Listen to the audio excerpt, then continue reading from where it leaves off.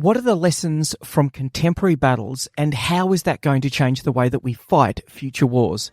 We look at how we innovate not only our technology, but our doctrine and our training to win on the future battlefield. This is the Principles of War podcast, professional military education for junior officers and senior NCOs. Ladies and gentlemen, welcome to episode 134 of the Principles of War podcast. Preparing today's armies for tomorrow's wars, battlefield disruption and innovation. This is the third part of our interview with Retired Colonel John Antal. This episode will be looking at not only the lessons learned from the battlefields that John's been studying, but we're also going to be looking at how to prepare the army to be able to conduct large-scale combat operations. How do we generate enough combat power? How do we develop the combined arms effect? And how do we do all of that at the tempo required to outfight the enemy? So let's get back to our interview with John Antal. John, do you want to talk us through the battlefield disruption that you saw in the Second Nagorno-Karabakh War? I find this a fascinating war. From the strategic point of view, it was conducted very quickly, and this is one of the holy grails of planners to achieve their strategic goals very quickly. What were the lessons that came out of Second Nagorno-Karabakh? Decisive 44 days, decisive military operation. Yeah. By the way, you know that the war was won by an infiltration attack of infantry, special forces. Was that the Battle of Susha?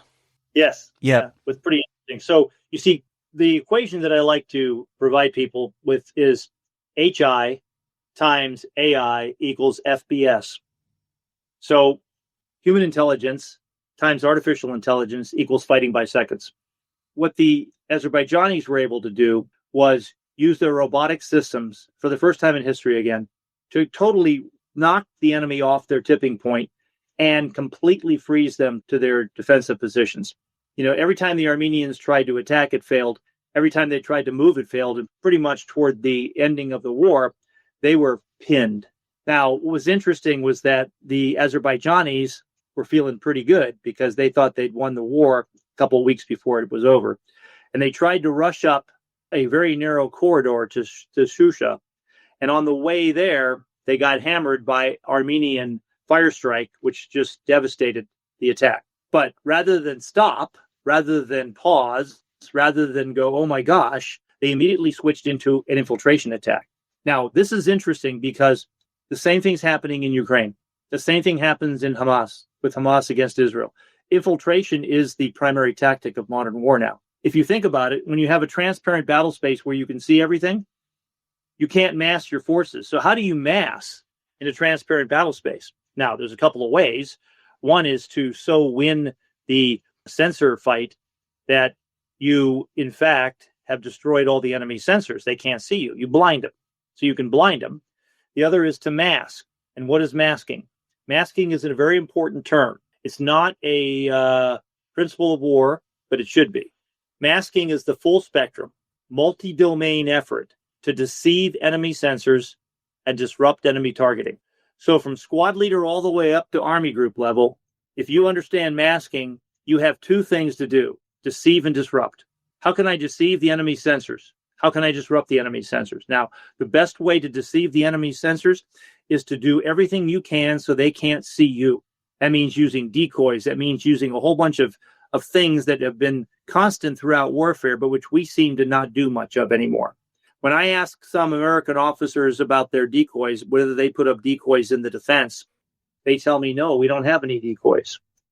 I think that's a significant failing, because when you're trying to shape the perceptions of the enemy commander, you've got to be thinking about what you don't want them to see, but more importantly, what do you want them to see? Because that's going to be shaping them in the OODA loop. That's their orientation component. They're going to be thinking about, I think the enemy's going to do this, and that's what I'm seeing, so everything's going swimmingly well.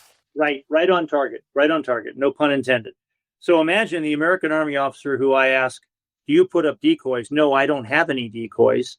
My answer to them is, no, you have creativity. Make your own decoys. Can't you think of ways to make decoys? I mean, you have to deceive a drone in the optical, thermal, electronic, or acoustic means. What could you do to do that? Have you tried? Do you practice it? Do you put up silhouettes from target ranges off to your left or right flank? So if the enemy's coming at you, they might look to the left and hesitate long enough for you to shoot them or something. If you put a hot spot out on the ground, making a smudge pot by putting an ammo can full of oil and rags and sand and rocks, and then lighting it, without burning yourself to death, and putting it off into a little hole somewhere off to your flank, a drone sees that 2 hours later and sees a hot spot. Well, what if they saw hundreds of hot spots? They'd have to either check them out or start ignoring hot spots, thermal imagery. So we can start using decoys in many different ways to give the enemy false readings or to put confusion in their minds.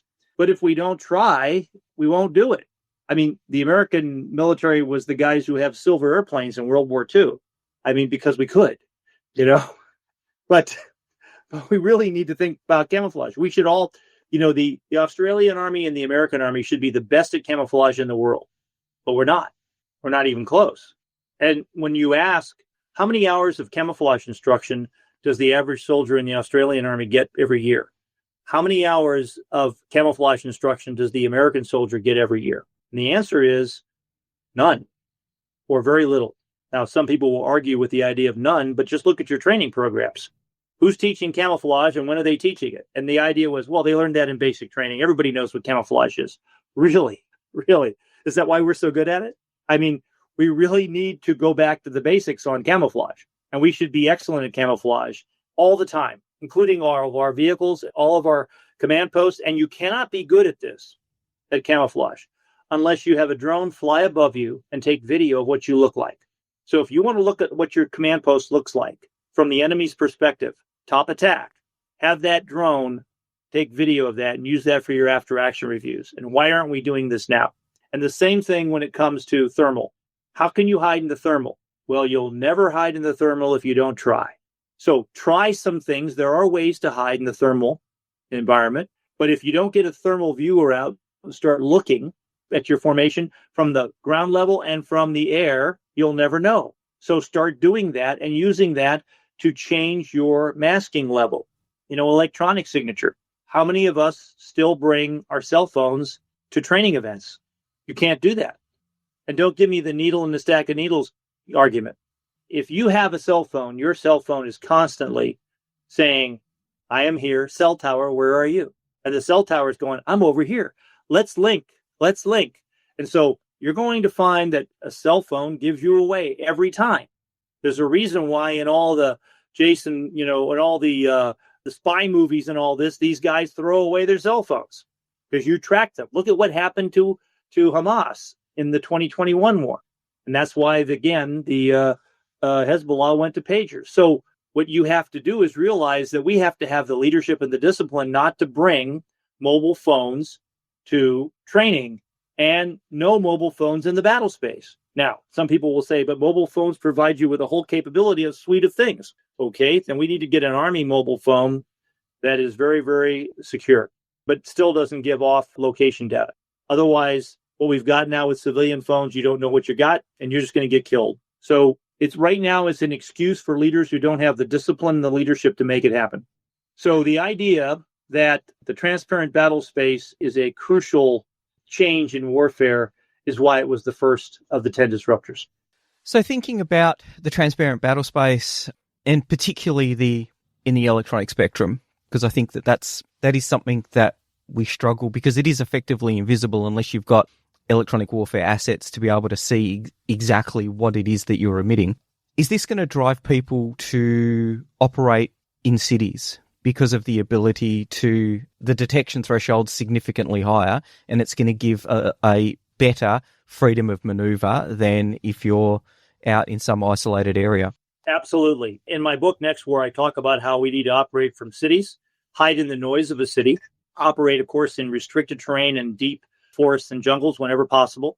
And certainly don't put your command post out in an open field. I mean, how many times do we do that? Have you ever seen a command post out in the open field? Often. Yeah. Yeah, right. And then they put camouflage nets over it. And what does it look like? Looks like a command post with camouflage nets over it. Exactly. And then there's wire that is usually put right around the perimeter of the command post. Not too far out because that takes too much time and energy for soldiers to make a real long wire fence. I mean, 5 kilometers out. We're talking just like a couple hundred meters. So now what you've done is you've created a trap for your brain power. They can't get through the nets. They're working out of tents, and they can't get out of the wire before the drones kill them. Yeah, tents aren't the most survivable of structures. Yeah, tents are really good for surviving, right? So we can't operate out of tents anymore. And one of the things we've gone to is these kind of World War II Winnebagos, that used to be just the luxury of Corps and Army commanders in World War II. But now we have at the battalion level these expando vans, that work on the back of trucks that you can expand, and you got air conditioning, and you got heat in the winter, and you can make coffee, and it's very comfortable, and it's a death trap because it's made out of plywood. Yes. Any drone will kill you. So if you put all your brain power together in one place and they're killed, how will you replace them? Where will you get your operations officers and your operations sergeants? Where will you get those guys who have trained for years on how to operate a generator and fix it, to your equipment, and all the equipment that you have and all the hours that we spend learning how to do the electronic equipment that we have people doing? We must rethink our whole command post structure. And in my book Next War, I talk about CP rules, and I've developed a list of 21 command post maxims that I've since posted and published since the book was published. So you should go to the 21 command post maxims and put in my name, John Antal, just into Google, and they'll pop up. And you can download them, and you can start thinking whether they make sense to you. Now, I never say I have all the answers. I just ask the hard questions. But if you look at this and you don't have the same hard questions of your unit as a military leader, then I want to talk with you because you have a very good unit. I agree wholeheartedly. Success in life and on the battlefield isn't about having all the answers. It's having the right questions, because there's someone on the other side who's trying to do the exact same thing. It's about having those questions so that we can come up with much better answers than what they've got. Yeah. And most importantly, we don't rise to the level of our expectations. We fall to the level of our training. So, for instance, what is your battle drill for enemy drone attack? If you're a squad, if you're a platoon, if you're a command post, and the alert goes out, drone attack, drone attack, drone attack, do you know what to do? Do you have a battle drill? And if you don't, well, your expectations may be high that you're going to operate brilliantly. But with no training, well, you're going to fall to that level. And if your training is 0, you're a 0. Another thing, I talk to light infantry units all the time. I talk to units that, for instance, command posts and others too, that have no armor to hide in. They're in soft skin vehicles. I say, how often do you dig in with overhead cover and practice digging in? What do you think the answer is? Not often. I wish it was not often. It's almost always never. We don't dig in. And you can't dig in with an E-tool, an entrenching tool. We have these little folding entrenching tools. I'm sure the Australian Army has the same thing. Those things are fine for shallow pits, but you're not going to dig 8 feet down and then be able to put berms up and have overhead cover. You're going to have picks and shovels to do that. And that's hard work. And getting a platoon saying, okay, for the next 3 days, we're going to build a defensive position and learn how to do it as a team. So every one of you has been issued a pick or a shovel. Let's march. Just imagine how popular that leader will be.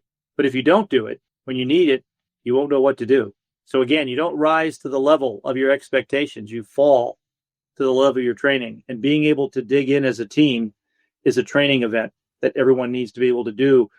Tanks aren't always, even tank soldiers are not always in their tanks. If you're in a massed hide position and you're hiding somewhere, you are not going to be in that tank 24/7. And you better have some place to run if you can't get to the tank fast enough if the enemy artillery begins to fall. I think the interesting thing is, so we talk about the importance of the training, which is obviously the leader's obligation.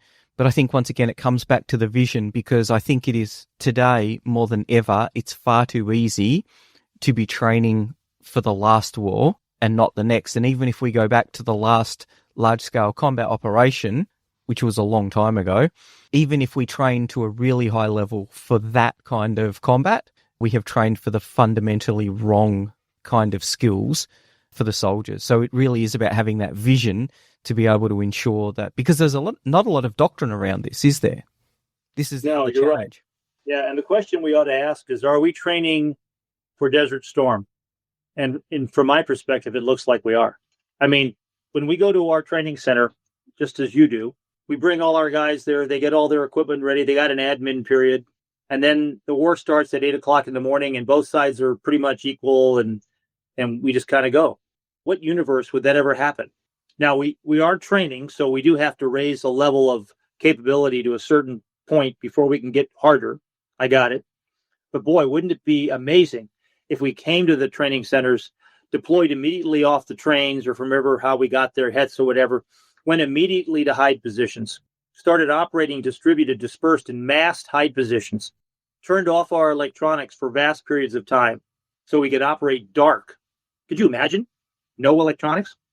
By the way, there are EMF detectors, handheld ones that only cost a couple $100 you can buy on Amazon that you can turn on and see where the radio is. So you could turn them on and see if you're emitting or not. We should have those kind of devices. So my point is that if we're training for the next war, we have to change dramatically what we're doing now. So with all of the changes that we're seeing, what do you think the future is for exquisite platforms and munitions? So we've seen in Ukraine the Operation Spider's Web, which has, for very little investment, they were planning it for 18 months, but quite low-tech capabilities, striking at billions of dollars worth of hardware. Where are we going to be with our transparent battlefield, long-range precision fires? Where are we going to be with exquisite platforms, do you think? Well, it's always a matter of resources and your return on investment. The United States can afford B-2 bombers. Not many other countries can. In fact, nobody else can. At least they haven't done it. They can probably afford it, but they haven't done it. How many we need? That's another question. If those B-2 bombers were all destroyed by $1,000 cheap drones, or drones that were less than $1,000, because most of these drones don't cost $400. The drones that the Ukrainians use and everybody else, they're more expensive than that. But they're very small compared to the price of a major, exotic weapon system. So resiliency is something that needs to be built into an army, and the resiliency is only built into an army with capable but redundant equipment. If you've got the Death Star, somebody's going to figure out a way to kill you. Okay. So there's always somebody who wants the exotic weapon system. In some cases, they're very important. I mean, nuclear submarines that launch ballistic missiles that can fly anywhere on Earth, those are exotic systems. And we need those systems in order to keep deterrence high. But an army also needs to have a resiliency that means it can fight, take hits, and yet still continue the fight. And we have to be careful about having systems that once they're out, we're doomed. Right now, American air defense systems have been applauded because of what they've done in the Middle East. But I can tell you that a lot of our very smart systems failed in Ukraine because the enemy jammed them. And we have to have a cycle of software updates and rethinking of the systems in such a way that is faster than the enemy's ability to counter them. For instance, imagine if all of our exquisite satellites were knocked out by Chinese satellites shooting shotguns. I mean, that's the drone versus the standard missile argument, ROI, $1 million to a couple $100 or $1,000. But we have to have a balance of thought that should be focused on resiliency as much as it is on having exquisite systems that are sort of the answer to everything. Because very seldom in warfare have those exquisite systems won the war. I mean, the French had an exquisite answer to defeat the Prussians in the Franco-Prussian War, the Militarismus, which was, in fact, the first real machine gun, if you will. But since they'd kept it a secret and didn't train with it and didn't employ it tactically before the war, when they got it, they didn't know what to do with it. We can take exquisite systems in space and in the air and on the ground and start using them better. And then they become really important to the entire network of fighting systems. But a resiliency has to be built into them so that if they're knocked out, they don't destroy the house of cards, basically. One thing I think is really interesting when we look at the conflict between Russia and Ukraine, and that is the innovation cycle. the platforms that are being used and the tactics that are being employed have evolved quite quickly so that it's very different to what it was 3 years ago when the conflict first started. What are the challenges around innovation, particularly out of conflict, which is what we are in at the moment, predominantly, versus in conflict, which is how Ukraine and Russia are adapting and innovating? Yeah, well, innovation is always accelerated in war, unless you stop thinking and you lose. But if you want to win and you're thinking, you think of something. If you're the Romans and you're fighting the Carthaginians at sea and they keep winning, you say, hey, let's figure out how to change this. And you come up with what they call the crow, which makes Roman soldiers able to get onto the Carthaginian ships and fight like land battles. And therefore, they won the war. If you're in World War I and you start using aircraft first as ISR, but then you realize, hey, we could put machine guns on these, we could drop bombs from these, then you start escalating the whole effort. So innovation is crucial, and it happens so much faster in war. We started off World War II with many nations having biplanes. I mean, the British Air Force the Navy still had biplanes, they were using quite effectively in some cases, in 1939. And we had jets by 1945. We started off with horse cavalry is still going to be significant in the war in 1939. There was a movie created, a training film by the U.S. Army in 1943 on how the horse cavalry would be decisive. In 1943. Wow. We had money to waste, I guess. I don't know. When you think about that and then you think about the atomic bomb, innovation is amazing. The innovations that are happening now have accelerated everything dramatically. And what they're accelerating us into is this fighting in 21st century concept versus the 20th century concept, fighting by seconds. So human intelligence multiplied by artificial intelligence will create a fighting by seconds environment where everything will be super fast. Now, that doesn't mean wars will be short. It just means decisions will be fast and actions will be fast. And you're going to be able to capitalize on things instantly, almost instantly, but at least in real time, at least by seconds. And imagine, for instance, you see what happened in Ukraine just this week. The Russians launched a major offensive, and column after column of Russian tanks were just wiped out by the Ukrainians being able to see them with good ISR drones and then apply either javelins, either anti-tank weapons, artillery, or attack drones to destroy them. And the Ukrainians are punching way above their weight. The Russians should have beat them by now. If you did a computer simulations, the Russians would have won in 2022. So war isn't all about just adding up numbers. It has a lot to do with courage and resilience and tenacity and the spirit to win and leadership, especially leadership. So leadership operating in this much faster environment is going to need additional tools to provide a artificial intelligence coup d'oeil for the commander. And until we can focus more on the commander and that, we're going to end up having chateau generals that are going to get a lot of people killed, like in World War I. And those generals in World War I were not evil or stupid, although some of them were probably stupid and some of them probably were evil, but not all of them. I mean, they were the best of their generation, but they were faced with an innovation that they couldn't adapt fast enough to overcome. So by studying, by reading, by discussing, by listening to your podcasts and thinking about the hard issues, military leaders can help begin to gain the foresight they need to win in time and win and save their soldiers' lives and hopefully create a greater deterrent that the enemy will decide not to attack. So, for instance, let's say the U.S. Army totally embraced the idea of the first strike advantage, started putting it in every war game, started getting everyone to think, okay, the enemy's going to hit us first. We got to really be ready for this. How do we distribute? How do we disperse? And we started to operate like this. And the enemy now has a situation. How do we beat these guys? If we attack, they're so dispersed and all, but yet they can still network and they can still talk and they can still get together fast and they can bring effects together. We just can't use our systems to easily kill them. So therefore, you have higher deterrence, you have greater deterrence, and we avoid war. That's what we should be thinking about. But on the other hand, if you put all your guys in one building and it's an easy building to kill and you don't put any air defense there and everybody's on their cell phones and they're all calling their relatives on New Year's Eve, like the Russians were at Makivka, then the Ukrainians kill them all, or most of them. And that's what we have to avoid. We have to be harder to kill.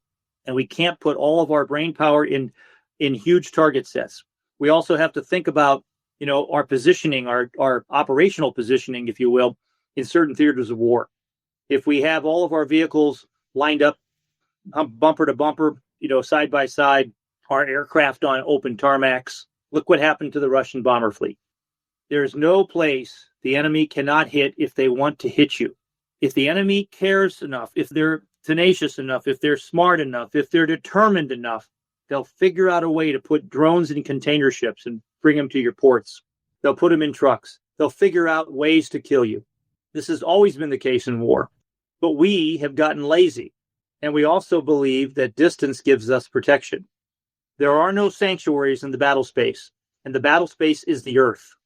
There are no sanctuaries at all. Now, you can go to extreme measures to mask your forces, to mask them in the optical, the thermal, the electronic, the acoustic, and even the quantum, so that the enemy can't see you for a period of time. And that gives you a strategic, operational, or tactical advantage. And we need to strive for that. But we need to understand how this is all changing in order to be able to do it well. I think we need to embrace concepts like the 10 disruptors, like masking.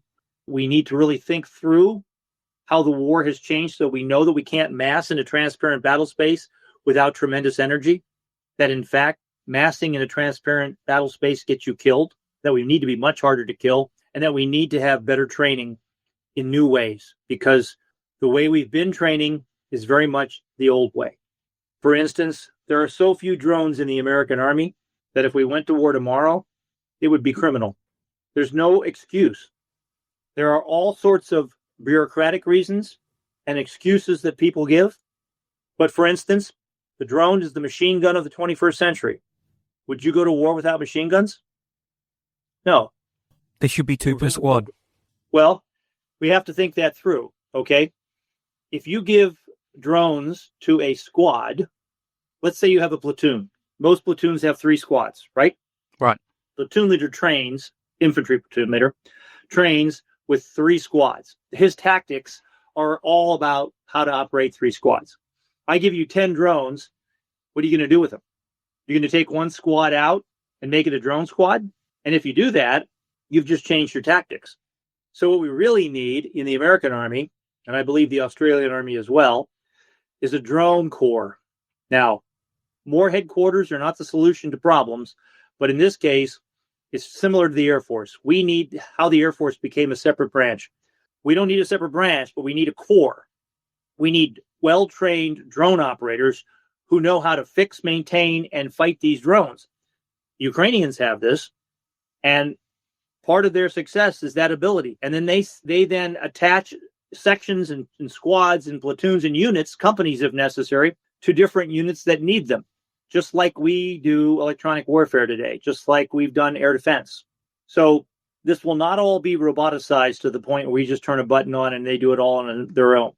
We'll get to a point at some point where artificial intelligence will be so embedded in systems that it will make it easier, but we still need experts.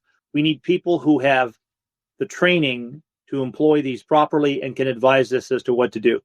And as far as counter UAS goes, we also need that. And we should look at all sorts of out-of-the-box solutions. For instance, the Israelis have been very effective at using helicopters to shoot down Shahed drones. Now, that's not the only thing they use, but they're using them as well. And the helicopters have the ability to see and thermal and everything else, and they have a range of weapon systems that work against a slow-moving drone.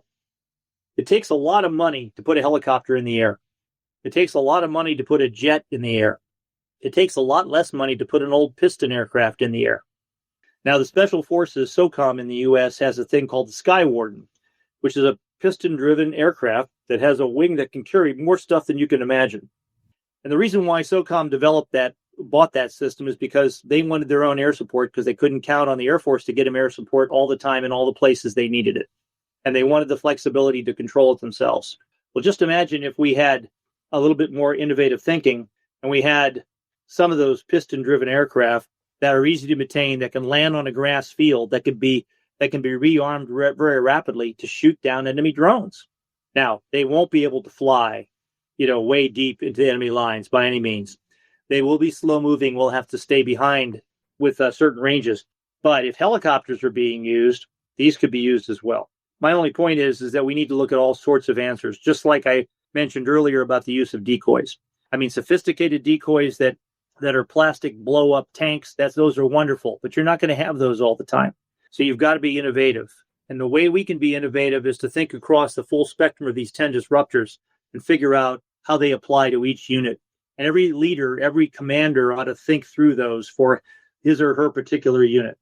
So for Western militaries then, looking to exploit the asymmetric advantages from these battlefield disruptors, what are your top 5 action items to enable a force to ready itself to be ready with these capabilities before they have to enter combat? I think, that every unit needs to address these questions in the sense of how do you dominate the new high ground? And the new high ground is that ground above the ground all the way to the stratosphere, but primarily 200, 300, 400, 500 feet, above you, a little bit higher, maybe 1,000 feet. But how do you dominate that ground? If you have drones coming in at treetop level or, just humming off the grass, you've got a huge problem. So we have to think about the battle space differently. So the first thing is we have to think about the battle space differently and decide that if we're going to win, we have to dominate the ground, the air above the ground. Now, the Air Force is going to be busy in every peer fight that we can think of, and they're not going to be able to supply the ground forces with the kind of close air support and protection that we would love to have. So we've got to figure out how to do this with some of our own assets. I mean, that's the reason that every army has air defense weapon systems. Why not just have aircraft if they do everything? Aircraft can't fly all the time. They're expensive. They get shot down, all of that. So we need to have the capability. The other thing is that we've got to think through how we think about the battlefield in our sort of graphics two-dimensional method.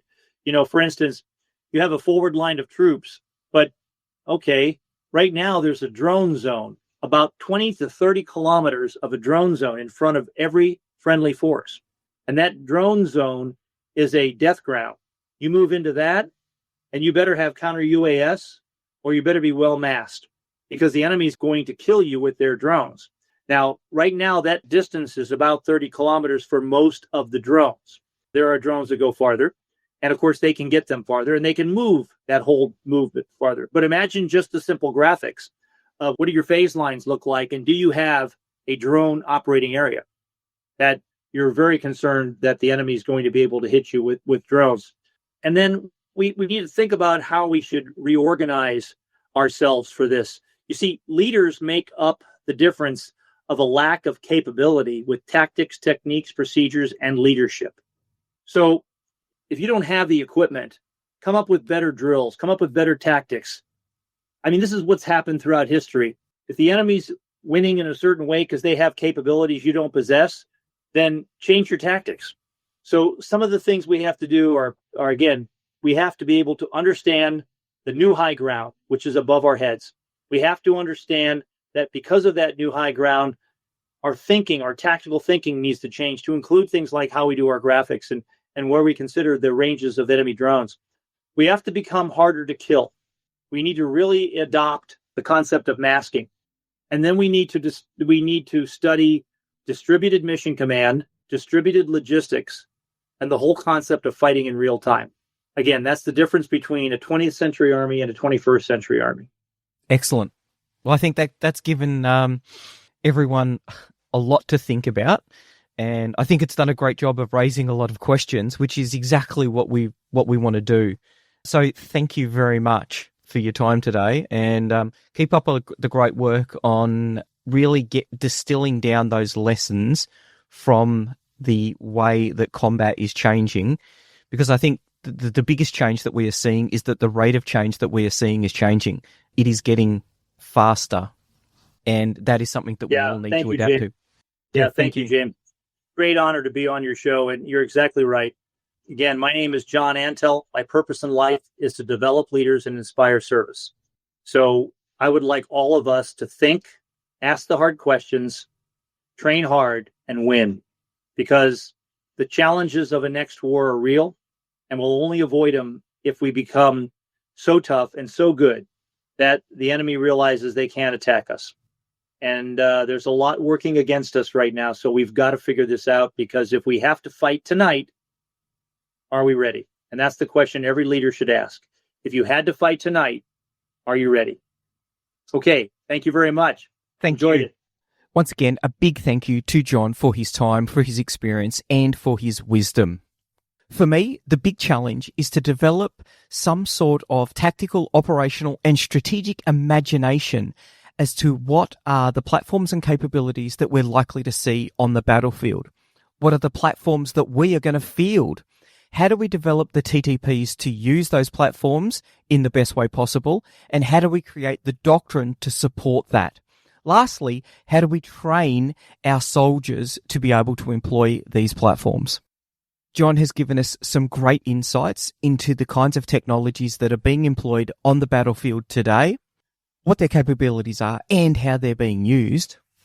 The challenge is to imagine how we want to generate the combined arms effect, how we want to conduct ISR, and how we want to affect C2 with the technology that is changing at such a rapid rate.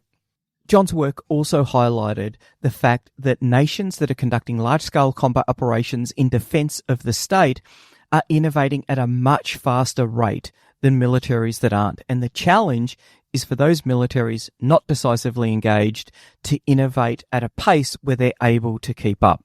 John had some great quotes. We don't rise to the level of our expectations, we fall to the level of training. This highlights a big challenge. How are we going to train our soldiers to be able to use these capabilities that we haven't even fielded yet? The command post is a death trap. I think that ties in very neatly with the work that Jim Storr has done, and we covered that in some previous podcasts. I'll include a link in the show notes because that's very interesting. And I think drones are the machine guns of the 21st century. That's a really big statement, but if you look at the volume of UAS platforms that Ukraine is looking to manufacture this year, I think that really backs up that statement. They are looking to produce millions of drones. Ukraine currently has a wartime economy, so every dollar is precious. They're only going to be investing in the things that they are seeing as working on the battlefield today. And we're seeing plenty of footage that validates that assumption. So some key lessons for the way that the combined arms effect will be generated in the future. Don't forget to have a look at John's books, 7 Seconds to Die, his study of the Second Nagorno-Karabakh War. That is fascinating. And Next War, reimagining how we fight. Both are well worth a read. Next week, we're starting a new major campaign series. We're going back to World War II. We're going back to the jungle. We're going to be looking at a campaign that was critical to the defence of Australia. It's also got a large number of learnings about joint littoral manoeuvre. Ladies and gentlemen, we are heading to the beaches of Guadalcanal. The Principles of War podcast is brought to you by James Ealing. The show notes for the Principles of War podcast are available at www.theprinciplesofwar.com for maps, photos and other information that didn't make it into the podcast. Follow us on Facebook or tweet us at Surprise Podcast. If you've enjoyed this podcast, please leave a review on iTunes and tag a mate in on one of our episodes. All opinions expressed by individuals are those of those individuals and not of any organisation.